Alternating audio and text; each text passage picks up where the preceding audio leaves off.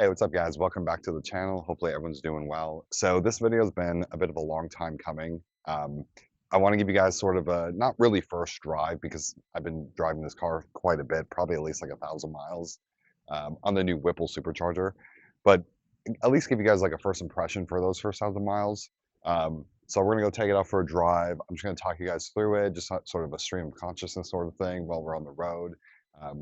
Give you guys a few polls and just kind of tell you like what are my thoughts on it, just with the whole purchase and just take it from there. So hopefully you guys enjoy. I'm going to try to make this a better kind of first drive video for Whipple S650s than I normally see on YouTube. So I'm going to give it my best shot here. But yeah, I guess I'll catch you guys on the road. All right, what's up guys? We're behind the wheel of the Whipple S650 now. So I'm going to take you guys to a drive and then we'll just kind of chat about it actually.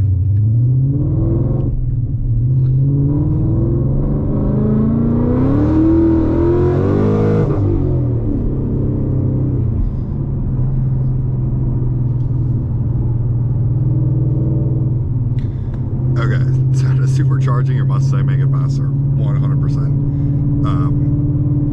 Now, to be honest, the Whipple, it is a very expensive upgrade for your car. You're talking $10,000 and then another, $10,000 for the Whipple itself, around $2,000 for an install, plus there's another like $1,000 to $1,500 for oil pump gears and crank sprocket, which is probably something that you want to do. There are people that don't worry about it. I think it is sort of an overblown issue with the oil pump gears blowing, but the problem is once you start upping power and increasing your rev limiter, you're just getting much more harmonics in the engine, much more harmonics, vibrations, and that's what's actually breaking those gears.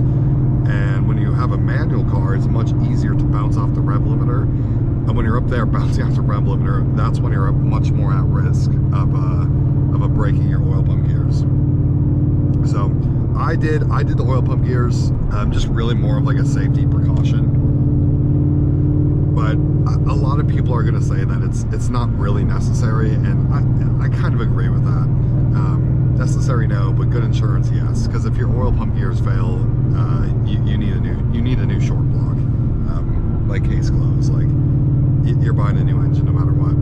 So to avoid that, we want the oil pump gears, and hopefully we have a long, happy engine life for this. So with the Whipple, traction is of course a huge problem. And right now I'm on the stock Pirelli P0 tires. I'm not a fan of those tires. I think they're pretty crap. So I'm definitely looking at doing and upgrading the tires here pretty soon. But I'm not sure if I want to go with a drag pack or something like that. One, this car is my daily driver, and I do need it to work okay in the rain. And two, your half shafts and your drive shaft are solely saved by your lack of grip in your tires. There's people who, like, when you put drag packs on these cars when they're Whipple and you start launching them hard, this is where you start to have failing drivetrain components, whether that's breaking your half shaft, which is pretty common, or your drive shaft. And usually once you do that, you just kind of replace all of them at one go. But if you don't have like a drag pack tire, you'll you'll never be at the mercy of breaking any of your drive shaft components. So I don't think I'm going to quite do that yet in terms of going drag pack, but I definitely want to get a better tire on this. I was looking at getting like a wider, I guess like a larger wheel, like at least a 11-inch in the rear, so I could run 305s. I don't know if that's really all going to do that much. It's you know, it's more money, and I've already thrown a lot at this car, so I may kind of just wait on that and just try tires, because they're 285s. I think I could probably do 295s, and 295s and 305s, that's not much of a difference. That's relatively pretty minor, and isn't, you know, I would guess isn't really going to yield all that much more traction. But for a daily driver, it's certainly a super fun car. So first gear is fully out. You have no traction. It's a pretty worthless gear unless you're just doing typical driving. Second gear, it's pretty questionable. I do have a lot of wheel slip even in second gear, so a lot of like highway pulls, I have to keep it in third rather than dropping down to second, just to get, like, you know, a good non-traction control, non-cut, you know, invasive cutting of power from the ECU. And also that's kind of the gear that I'll do data logging in, just to get the cleanest watt pull. Put down to third.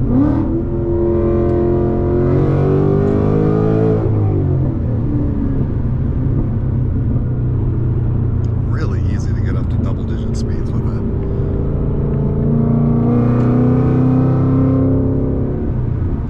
And it's even nice too, because even in fourth gear, you have much more pulling power, where if you really needed to get around somebody quick on a naturally aspirated Coyote, like, fourth gear will do okay, but third gear is definitely where you want to be when you're in a highway setting. But now fourth gear pulls like second gear.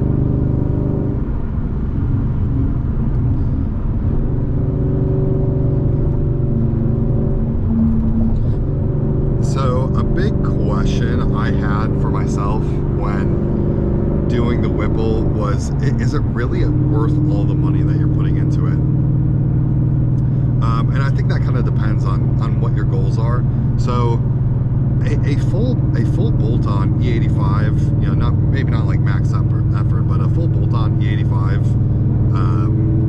Coyote, that's going to run you probably around $5,000, right? If you do it, you know, pretty well, you can spend $1,300 for headers, $1,000 for an MPRB. I'm sorry, $1,000 for MBRP race exhaust. And you don't need any cold air intakes. I'd remove the carbon traps, but the intakes are already they're already basically cold air. There's really no reason to spend $500-600, but you can if you want to upgrade your air intake. Manifold, also very good. Not really any strong reason to upgrade that, especially on the Gen 4s. And then to do the install and the tune, you're probably around $5,000. You know, and actually probably even less than that. So you can certainly make a lot of power near 500 wheel, pretty low effort, pretty low cost, all things considering. And that's what I was sort of debating on doing.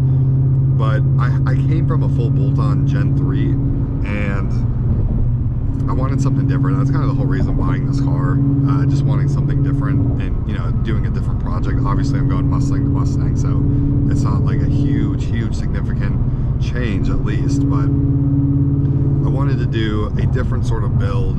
I've never boosted a car myself. I did own, as you guys probably know, I did used to have a Camaro Z011 LE that was boosted from the factory on a 1.7 liter blower. So definitely a big difference between that and then a 3-liter Whipple twin screw rather than the root style that comes with the LT4 engines. The twin screw is just a more efficient supercharger. So because I wanted something different, I leaned away from just doing another full bolt-on build, and wanted to go boost, because, you know, I know it's kind of a bandwagon thing.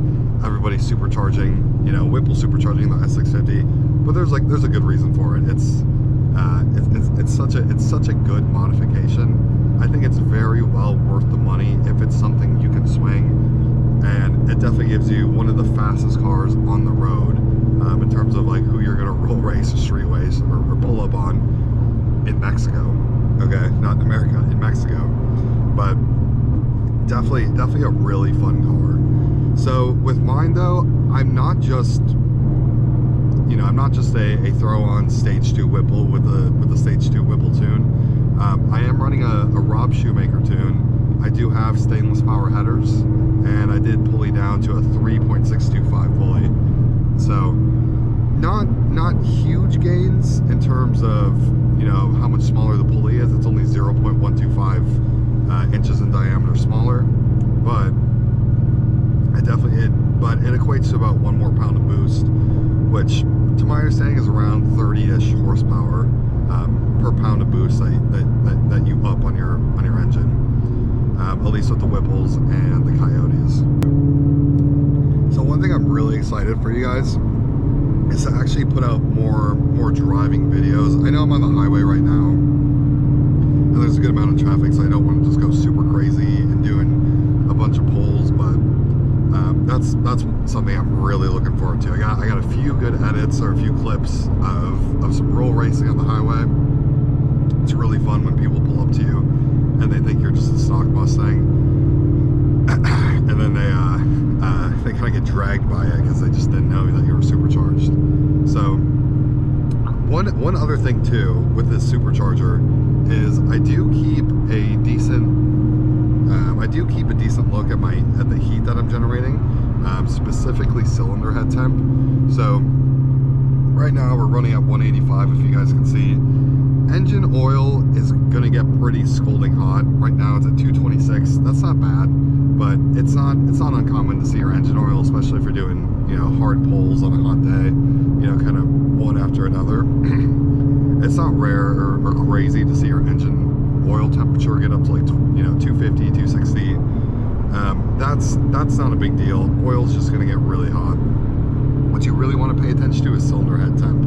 So I used to, normally I would be running around the let's say like 180, maybe low 190s, doing pulls on when it was naturally aspirated. But with the supercharger, just, you know, the nature of the beast, it's going to generate more heat. Kind of on typical driving, I'm in the 190s, maybe on the higher side, and then when I start doing pulls, I can very easily get up into close to 210, sometimes a little bit over. I try to keep it below 210. So if I do, like, I don't know, maybe a bunch of highway pulls in a row, or, you know, just some spirited driving, it can peak over 210. That's not the worst thing in the world, but yeah, just for longevity, I try not to, like, let it stay over 210. You still got a lot of headroom though, so around 230, I think that's when the engine is actually going to put you into limp mode, where it won't let you drive it hard anymore. So there's still plenty of headroom, even doing spirited driving. Now I think if you take your car to a track and not just doing like a drag strip, because you're certainly going to get some heat soak, you know, after your pull, but where you start pulling timing, but you know, the run is so short, you know, in perspective to doing actual track driving where you're turning and accelerating, deaccelerating, turning again, where that's where I think this is not going to be the best setup. I don't think a Mustang GT is a good track car to begin with. It certainly can be, but I think if you're going to track a Mustang, I think there's a lot better options. One being a dark horse, or two, if you go with the older generations, a GT350 or a Mach 1. Just a Mustang GT, it feels too floaty. The suspension just seems to be too well tailored towards comfort driving, and it's just there's such a lack of feedback, I think, compared to other cars, that it's just not a great track car. But you can certainly do it, and there's certainly upgrades that you can do to your suspension to make it really good of a track car. But track cars and superchargers generally don't mix super well until you do a lot of upgrade in your cooling system, because I'm on the stock intercooler, stock, you know, everything that comes with the stage 2 Whipple, and it does just fine. But I could very easily see this overheating to the point where it puts you in limp mode to protect the engine when you're trying to do some track driving. So if you have a Mustang GT, for you guys out there, and you want to do track driving, the Whipple may not be the best option unless you really start considering some significant cooling upgrades to go along with it. Nothing's impossible. You can absolutely track drive, track day a Mustang GT with a stage 2 Whipple, but there's gonna be a lot more caveats in the cooling department that you need to address before you can just go out and rip it for a day without ever going into limp mode. So I don't really ever plan on doing that with this car. I do, in the future, later down the road for the channel, I think doing track driving would be super cool. And that's definitely something I want to do, but I think it's definitely going to be a naturally aspirated car, as they just tend to keep their cooling properties so much better rather than what forced induction kind of yields in terms of heat generation. So we'll do a little third gear pull and see if we get any traction control.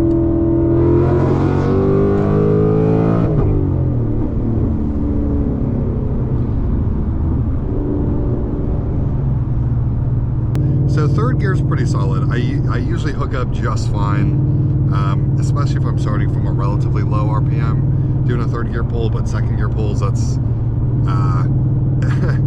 like, it's kind of funny because when I was on the original tune, without the headers, without the pulley, the smaller pulley, second gear did really well. Never really had huge traction issues. Certainly some, but it was like a small blip throughout the rev range.